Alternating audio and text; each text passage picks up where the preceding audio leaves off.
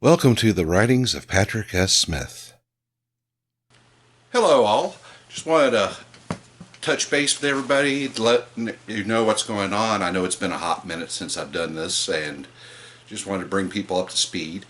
Last month, I had two of my short stories published, and was quite excited over it, to be honest. An oldie of mine, one I had previously published, and is on the blog, is Death's Holiday. That was published on Piker Press, and excited that they would do a reprint and get a little more exposure. The other one is a new one. It was just going to be the lead story in Tales of the Seeress 2, if and when that gets completed. So if I want to keep that as the lead, that's going to be pushing that book out at least a year from last month. So we're talking April of 2026. And that story is Things My Mother Never Told Me. It's set right after Amber's death, and her second oldest daughter, Darigel, goes out for the first time carrying on her mother's work, and finds out there's a lot that she was never taught, that she never knew about, that her mother dealt with. So it's a bit of a coming of age, eye-opening experience for her.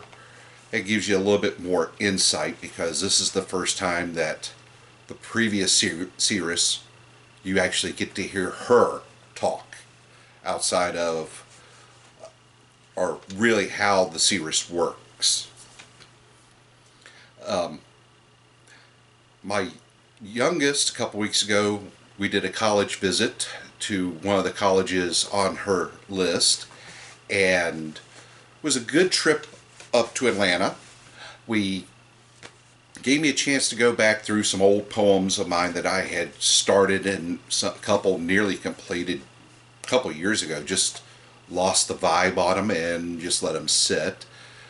So being bored on the ride, I was able to pull them out, look at them, redo it, work on them a little bit. One I feel is ready. I'm probably going to start trying to submit it to journals this weekend, or very soon. The other one, I'm feeling it, but I'm not feeling it. If you get poetry, you understand, especially those of you who write poetry, you understand. You either get the vibe or you don't. So it's quasi done. I need to let it sit, come back and reread it, and possibly try a few beta readers just to see how it goes. Now I have 4 other poems that I am querying, trying to get published in journals. 2 of them are part of the original 10 that set me down the path of poetry. So you're talking, these were written circa 1988, so 35 plus years ago. I feel like they've aged pretty well. They're still relevant, not as much to me at this day and time, only because I'm older, I'm wiser, I know more, but maybe to younger readers, or even people my age, like I say, it's my experience. It was my views of things back then in that day, and for me, what I've experienced has changed me. But I do think they have aged well. While we're talking about poetry, one thing that I've been asked on social media a few times by people who've read stuff or some of my works, is where do I get these ideas for them? And a lot of them are life, events that happen, whether it be like with the mountain. I wrote that about 6 months before I retired out of the Air Force. I had already made the decision. The paperwork was already in process.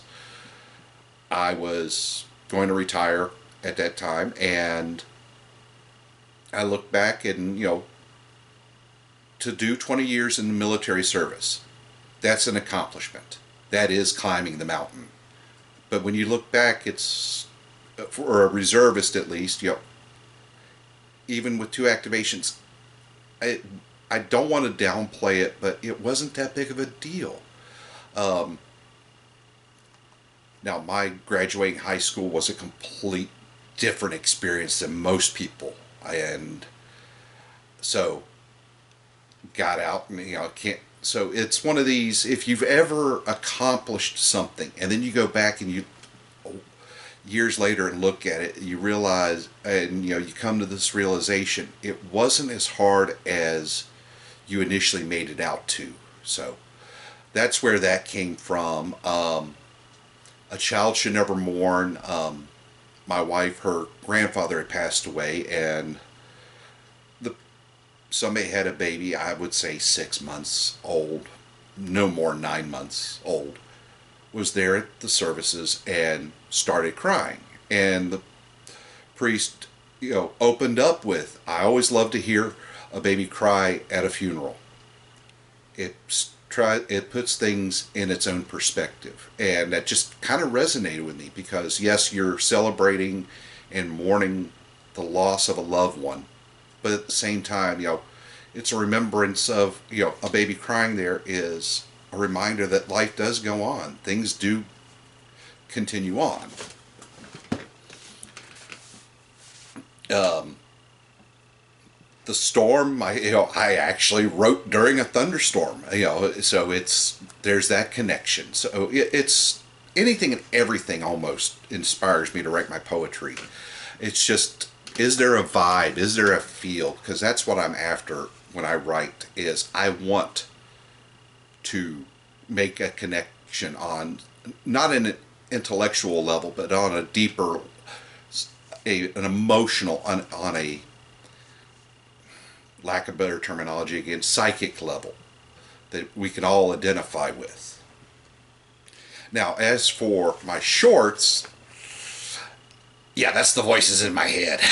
That's the only way I could really ever describe it. It's going back to my reserve time. You drive 2 hours to your duty station, and they put you up in a hotel. And I'm one. I don't get out much by choice, not because I can't. It's just it's you get out into a crowd, and I just at times I feel claustrophobic. That I'll describe it that way. And it's not that I don't like meeting people or being in crowds. It's just I feel a little uncomfortable at times, and it's just I'd rather be alone with the voices in my head. So you start, and you read something you watch on TV, and you go, "Oh, I don't like how that goes," or what if this happened? So that is where a lot of these ideas come from. Some of them, Twisted Trope, is just that. It's tropes I have twisted until they broke. I do have some other ideas floating around, and talking about, twisting things, or, asking questions about something. That's how the Death series of shorts started. Because Death's Holiday, which is the lead in that, I just had this random idea of what was it like on Death's ship when he encountered the Mariner. And the only thing that kept coming into my head was the old sitcoms, The Honeymooners, I Love Lucy, things of that nature. And kind of played to that. That's why there's this comical element to it, especially with Bertha when she drops the line. She drops a line, something. Oh, what was that line she dropped? She puts her hands on her hips. Anyway, it's the whole fight and the comic. There's a certain level of comedy in it, and just how it renews their bond. It strengthens Bertha and Serdic's bond. So that's, like I say, ideas kind of come from everywhere and anything for me. On to some current projects. I've got a few shorts that I've finished. I actually last week just finished the first draft of, and this is the working title, it's going to change because I don't like it, it stinks to high heaven, is Drought, Famine, and the Flame. And this is another one in the Cirrus line. It is about Cinderella, who is she's Amber's granddaughter, so Darrigal's daughter, and she has a vision of a drought affecting a large territory, and she works hard to try to get these people to prepare for it, so that they're not as negatively impacted. And as you might guess by the title, yes, Cinderella does have red hair, hence the flame. And it's also explains to a degree how the moniker the Cirrus started, which if those of you who have read Dissertation on the Cirrus, you hear Mistress Aode talk about that the first mentions of her are during a drought, and that is the first time the moniker is dropped as the Cirrus. Along in the world of Olith, I have finished drafting, done a number of revisions, and kind of sitting back to wait to reread it and just see how it is one that talks about the calendar in Olith. And to start with, historically in the world up until European colonization and the Catholic Church, there were a lot of calendars in this world, and probably still are. There's a number still used. So translating that into this fictitious world of mine, every culture has its own calendar. They're based differently, and so I sat back and thought about it logically. Okay, you have an organization of sages, the Sage of Elrub. They're going to want to coordinate things and try to chronologically keep everything in order. And you're talking about they're going to be translating documents from various languages of various calendars. How would that come about? So that is that one. It's more for the uber geek who likes it, but it's also gives flavor to the world. The other one, and this is to give background, is the Lost 11th, which is an account of how it is the account of how Neria lost one of its legions. And don't want to give too much away on it, but it is written by somebody a mid-grade officer who survived, who describes what happens. And it's written some 20, 30 years after the event. So it helps explain some of the history, adds a layer to Narians because they're mentioned a few times, I believe, by this point, and not much is known about them. Now you get a little bit more about them. So there's that too on that front also. Two others I have completed. Oh, and before I move on to something else, I am working on the second true novel for the world of Olith. The first being My Time Among the Elves, which I am in the middle of yet another revision. I did query it. Those who read the newsletter, I mentioned that I queried it and got feedback, and the agent liked it, but it needed a revision because it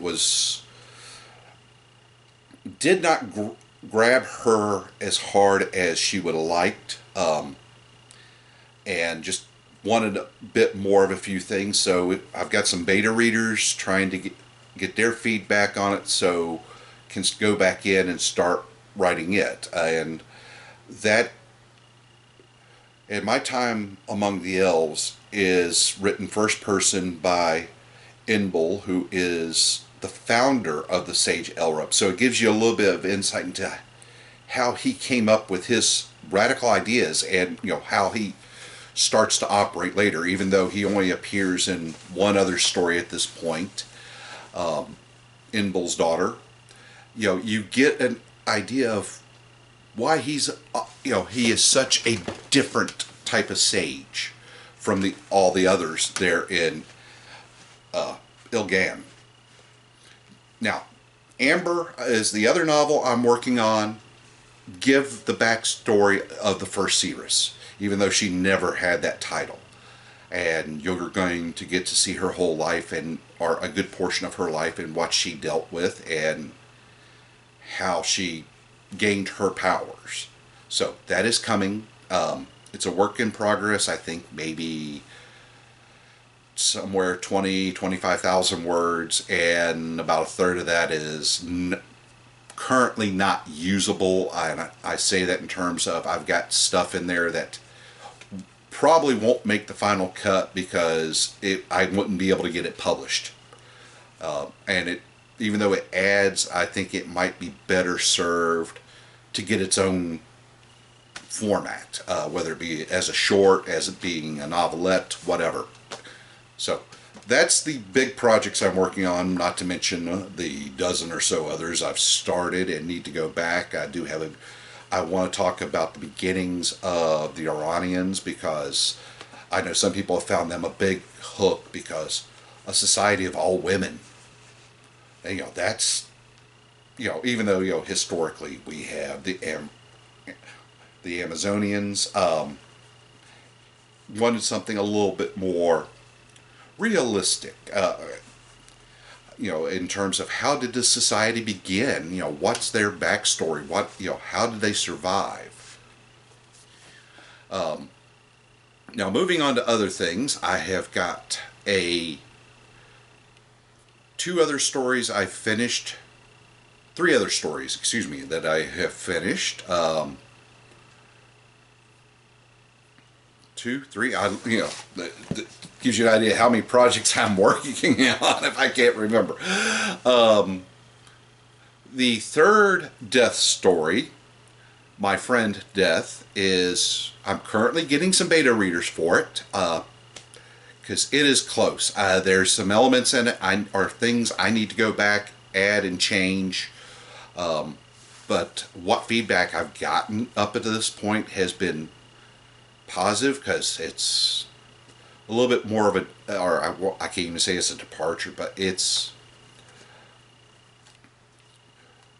one of these that, we have this concept of death as a figure, what it represents, and following along to a degree from Death's Holiday, I want to change that a little bit. I want to reinterpret him a little bit. So Serduk and Bertha they're coming back, and the long-term plan for the Death series is they're going to get their own anthology at some point.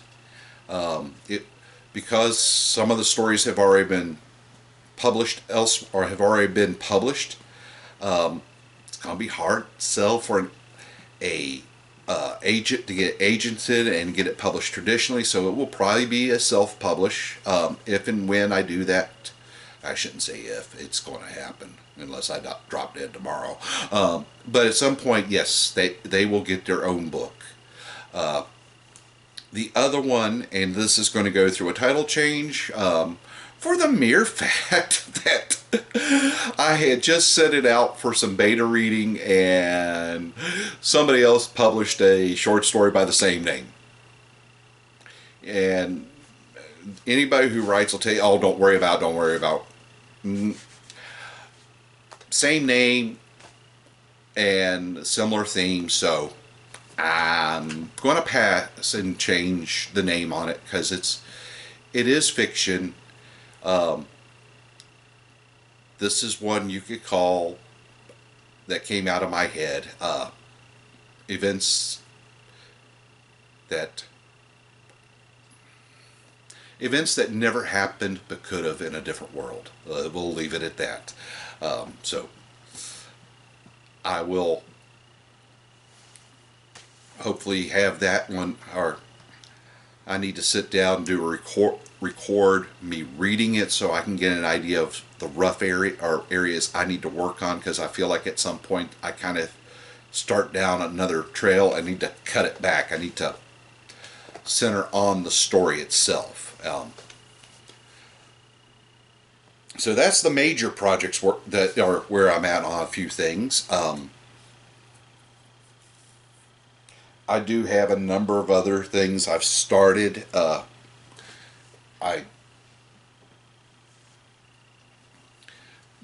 They're in various stages. I think I have enough for at least started, and depending on what the final product is, enough for Tales of the Seers 2.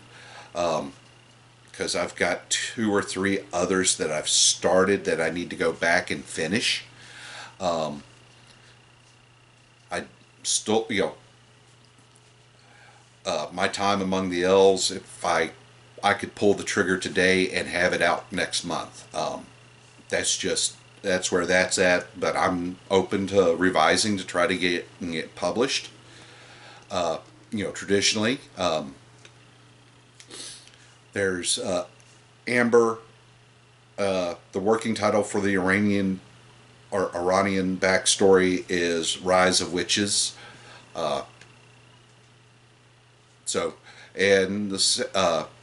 Working on an anthology of writings from the various sages of Elrub, because that's one area that I've always had a problem with in writing. And I talk about the books I have read in my lifetime, is that there's so much of the world that the author built that's never discussed. And they can either do a massive info dump or prologue to set things up, or they just drop hints. A good example to me is the original Star Wars trilogy. How did you sit there and you watch them, and okay, it's easy enough to call the Empire, evil, and the Emperor's evil, and Darth Vader's his right-hand man, and he's evil and all that. It's easy to set that up. With just a quick blurb and just the action within the films. But how did the Emperor get to power? How did the Empire grow? How did all this happen?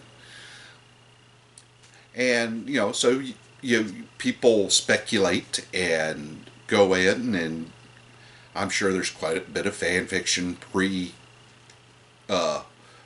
movies, which, by the way, I did not like.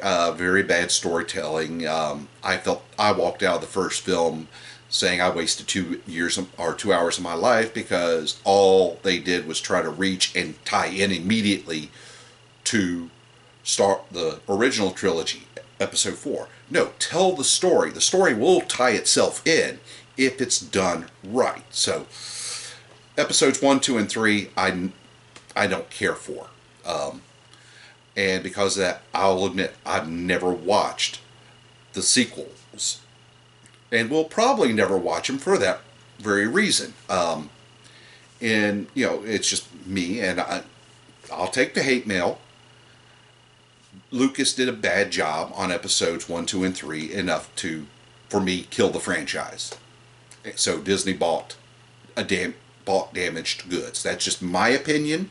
If you like all 9 of them, great. If you don't like any of them, great. If you think I'm off base, great. We're entitled to our opinions on things, and discuss things, and go, if you're like me and you don't like them. I mean, best thing you can do is go out and, if you like the originals and don't like the prequels, go out and make your own.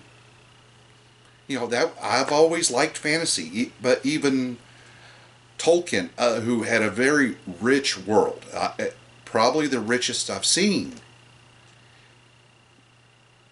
it was still lacking. And now I know his son Christopher went back and took a lot of his notes and compiled them, and hence you have the Silmarillion, you have Unfinished Tales 1 through whatever. I mean, it's just, you have all these snippets to give you more. And I admit, I do cater to the geek side a little bit. I'm giving you little snippets here and there in the world building, and let you see the actual world, and then fill in with ancillary stuff. The Sage Elrub. So that's just my take on fantasy and science fiction in that realm. Now, other fiction works, things like War of the Worlds and The Time Machine. Well, I think H.G. Wells did a good job of those, because those were period pieces. Personally, I don't think they aged well in terms of trying to make them current. I've seen a couple versions of The Time Machine, and there's only one version I like. Forget who was in it in the era. It was a British version. They did modernize it, or put some modern elements in it, because I remember the time traveler stops in the 20th century, and there's a discussion about the air raid alarms and possible nuclear war. So, which worked there beautifully, because later on it helps explain how society evolved into what the core of the book was. War of the Worlds, same thing. It was period. You think that time period, you read it, and it just does well. I like that. It was so there was no real world building. It was just telling the story, and so there's that. But there's also too much. And Tolkien, here again, he knew how much to put into the books. The appendixes gave you a little bit more if you were one to go in and read them. But he had all the notes. And like I say, it's kind of the way I'm playing it. Write the notes. Write it as a story. Write it as a documentary, or a record. Because that's where some of the inspiration for how I'm doing things comes from. I've watched a lot of historical documentaries, and I love it when they sit there and bring in these quotes from, most famously, are from the Roman Empire, where you have these people recording the events as they saw them and getting their impression. The Roman historian Josephus is one. The Roman historian Josephus is one who pops up in my head. So there's that. And that's how, in part, the Sage Elrub came to be for me to write. That, and me going, Library of Alexandria and Knights Templar, we're going to put them in a blender and hit puree. What comes out? So that's, helps also, I think, give an idea of what they are. It's an order of sages, almost like a monastery type setup, but they want to preserve knowledge. That's something that is key for them. So there's that. Now, it may sound like I've been doing some rambling, and this is something I want to do.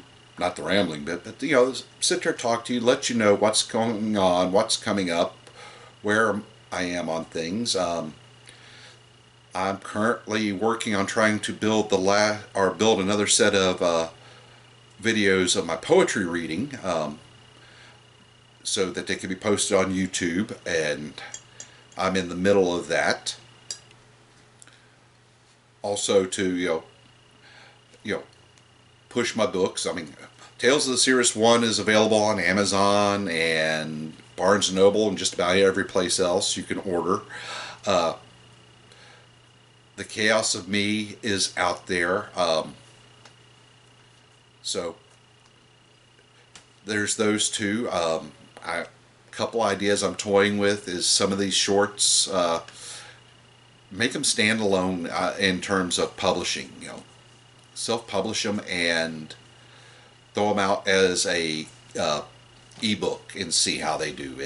I might find a couple that are good candidates just to test the waters, to see what it's like, because I don't, as much as I'd love to see everything I've ever written in an actual physical book, I doubt that's ever going to happen. But you never know. And for anybody who is contemplating writing, because on social media, if you go to the writers boards, you see the newbies and they talk about, oh, I've got this great idea and I want to write it and I don't know how. And I'll give you one piece of advice: just write. Does it? Because a lot of what I think keeps people from doing it is they're trying to write it perfect so that they can get that big contract, that find a publisher and move it on. No, get that out of your head. Just write the story. Write it first, because it's going to need to be revised, massaged. Nobody writes it perfect first time, and getting picked up your first try, that almost never happens. There are, I'm sure there's a few rare exceptions. But write the story. Write the story first, because you're going to go back and look at things and say, oh, I could have done better. There's your chance. Write it. Because ultimately, even if you never get it published, you've made the world a brighter place. You've been creative. You've inspired. You never know, who might read it and be inspired. That's the big thing. That's why I do it. I mean, if I can, bring somebody, a minute of enjoyment, doesn't that make the world a better place, a brighter place altogether? That is my biggest regret about waiting 30 plus years to try to write and get published. I should have really kept it up in high school. Would I be in the same place I am now? In many ways, yes. In some, no. I'd be far better than I am. So, that is the big thing. Just write. Ask, and preferably, ask strangers out there. Because I hate to be honest and blunt about it, but what you think's a great idea and sounds good may be junk. Doesn't mean it's not salvageable. It may be the diamond in the rough. But get that other opinion, because that will go a long way in helping you. So, I know I've been a little long-winded, and I want to try to do this, at least once a month, life permitting. That is the big thing, is life is going on all the time, and you never know what curveball's coming next. So, yeah, I do want to, sit down, talk, and, hey, feel free to email me questions or, tell me what you think of my writing. I got thick skin, because I know not everybody's going to like everything. I hate Shakespeare. I will say in some of his plays he has his moments, but I hate Shakespeare. So much so, I failed an English class because of it. True story, the teacher, she was big Shakespeare. He was God when it came to writing. I thought he was a hack. I think he's a hack for the most part. I really dislike his sonnets. They're just, to me, hollow.